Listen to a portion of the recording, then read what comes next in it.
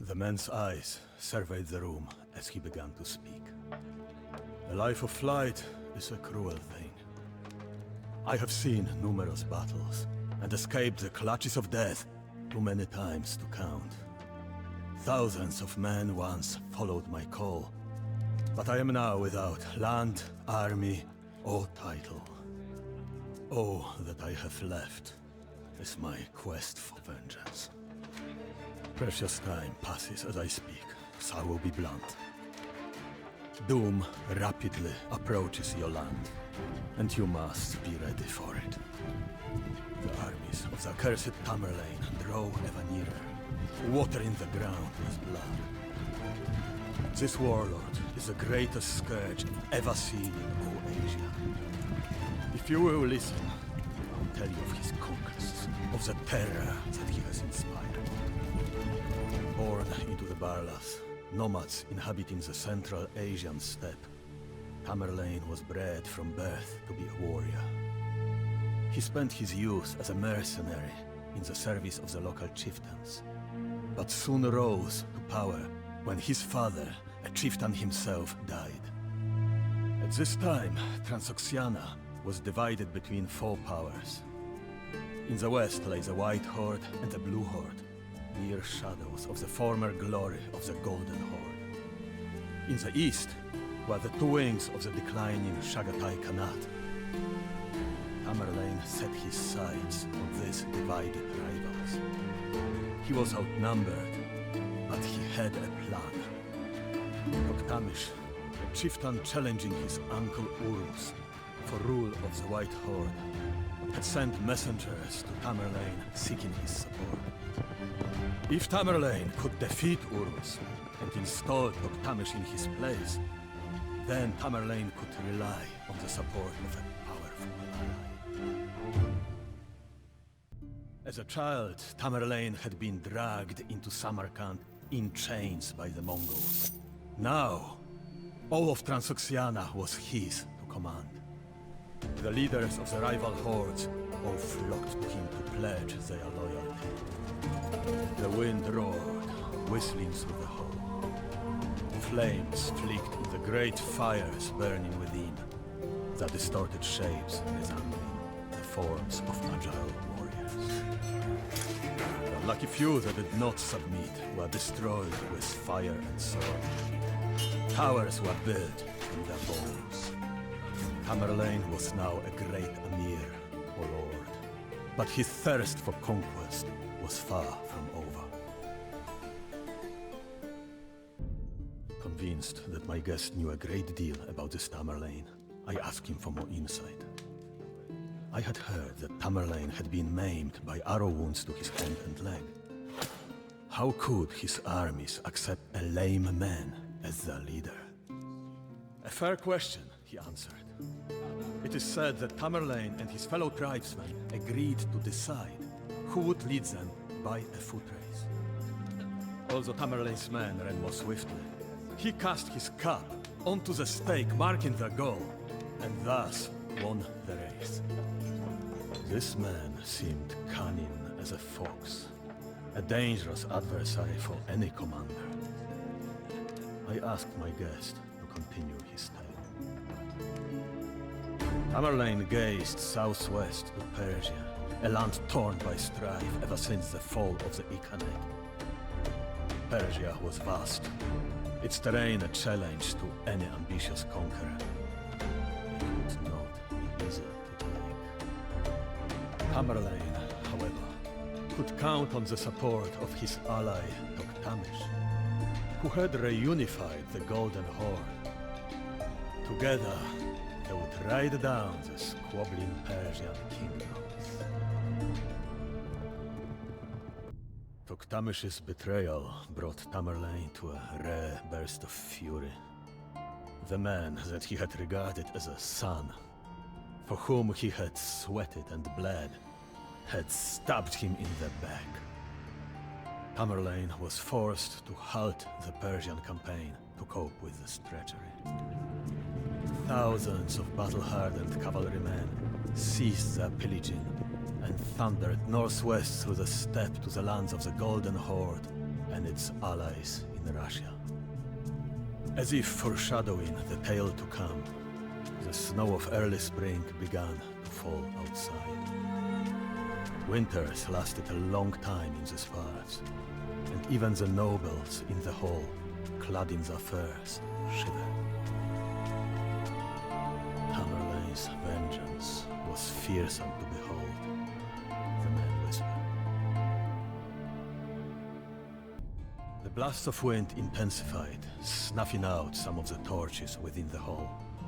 Servants bustled about, tending to the meat roasting over the fire. The scent of cooked birds, game, and mutton filled the air. This was the first time that Tamerlane's forces had ventured into Europe. The winters were harsh, and Toktamish surely hoped that the biting cold and far-flung supply lines would prove too much for the wily tactician. The armies of the Golden Horde burned crops and took all they could carry as they retreated. Toktamish knew that Tamerlane would show no mercy. Terrifying reports reached his ears of torched villages and mountains formed from the bones of the slain. Wherever Tamerlane went, it seemed that flock of carrion birds were never far behind. Entire towns surrendered upon hearing of the brutal destruction of one of their neighbors. Toktamish had no choice but to engage the rampaging forces of his enemy. The armies met near the banks of the Kondarcha River sometime during the early weeks of the summer. Crows and vultures circled above the field, an ominous foreshadowing of the carnage to come. Raging fires, torrents of blood, piles of ash, the clash of iron, and the screams of the dying. These were the horrors that Tamerlane visited upon the cities and people as a golden. The cities of Ryazan, Sarai, Astrakhan, Azov, and Ukhet were reduced to rubble.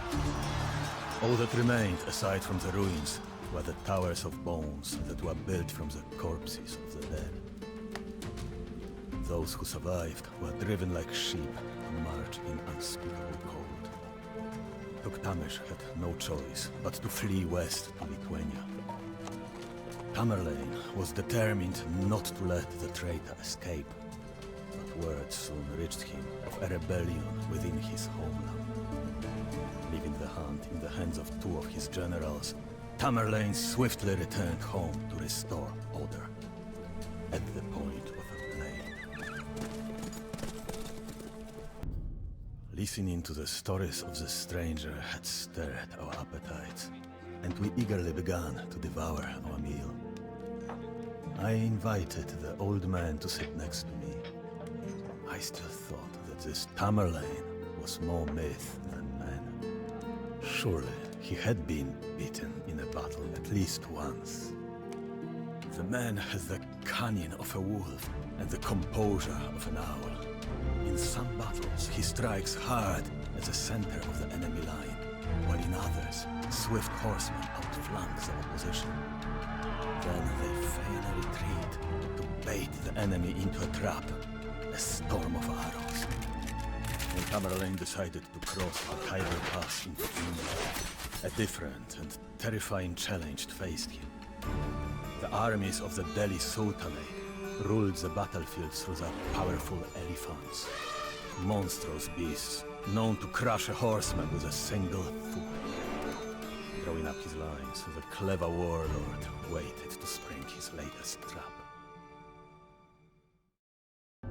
The Indian army relied on the charge of its dreaded elephants to shock their enemies and drive them into disorder. No stranger to the art of war, Tamerlane knew this. In a stroke of genius, he loaded the camels in his baggage train with straw and wood and set them aflame, whipping them toward the enemy lines. The sight terrified the elephants, who doubled back and trampled their own men. The battle was a rout. 200 years' worth of Indian treasure was loaded onto a train of wagons and carried back to Samarkand. in response to an uprising, Tamerlane's armies reduced the jewel of northern India to a charnel house. Death and fire mingled in a putrid stench that enveloped Delhi for weeks. Still, Tamerlane was not satisfied. There was unfinished business with the West. Silence gripped the court as the narrative evoked fear and awe. The meal had been finished for some time, and the fires were beginning to die low. If Tamerlane turned west, he surely would have collided with the mighty Ottoman Empire. Would he even dare to do such a thing? For some time, the local Turkoman tribes of the Levant had been requesting aid against Ottoman aggression. With his army rested and his coffers full of Indian riches, Tamerlane was ready for more bloodshed. He knew there was more than one way to motivate an army. Religious fervor and promises of land and plunder drove his men forward. This land was familiar with the terror of previous invasions, but nothing could prepare them for the onslaught that lay ahead. Thirsting for glory, Tamerlane's armies flooded across mountains, plains and rivers to terrorize Armenia, Georgia and the Levant. Tamerlane's forces ran rampant, looting and burning as they went. For a land that had only recently experienced the plague, this scourge must have seemed to signal the end of the world. Although he was known for his military campaigns, Tamerlane was also a patron of the arts. When a city was sacked, the artisans and scholars were spared and sent to his capital at Samarkand, where they created a vibrant blend of cultures. Populations who resisted him, however, were not spared. After his siege had broken the Armenian fortress of Van, Tamerlane ordered its inhabitants hurled from the clouds. Just like Hulegu, roughly a century before, Tamerlane showed particular cruelty to the city of Baghdad. Each man in Tamerlane's army was required to bring him 2 heads. The warriors slaughtered the population of the city, then slew the prisoners they had brought with them. It is said that to satisfy Tamerlane's command, some even slew their own wives. For the survivors of this savagery, it seemed as if the sun would never rise again. The relationship between Tamerlane and the Ottoman Sultan Bayezid was one of great enmity. The two of them had been exchanging scathing letters for years. Finally, Tamerlane had the opportunity to crush his rival, whose armies were weary from wars in Byzantium and Hungary. Even so, the Ottoman Empire was no trifling opponent, its army driven by intrepid leadership and the power of its Janissaries. The Ottoman force marching to meet Tamerlane was large, but divided. Turks, Serbs, Tatars, and various other vassals all contributed troops to this powerful yet volatile force.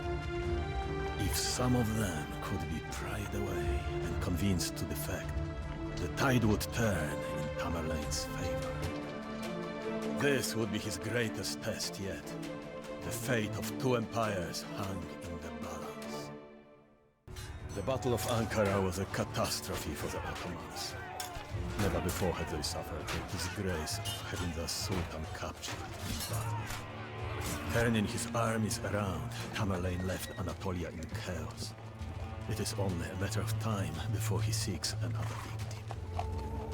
The man ended his tale on that foreboding note.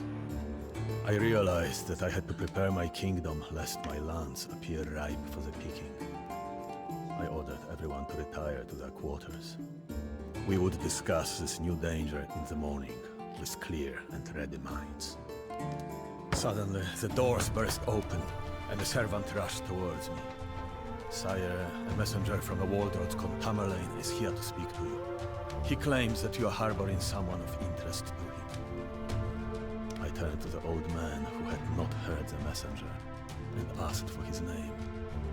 His weary, dark eyes met mine, and he answered in a grim voice. I am Tamerlane Khan, of the blood of Genghis Khan, and the rightful ruler of the Golden Horde.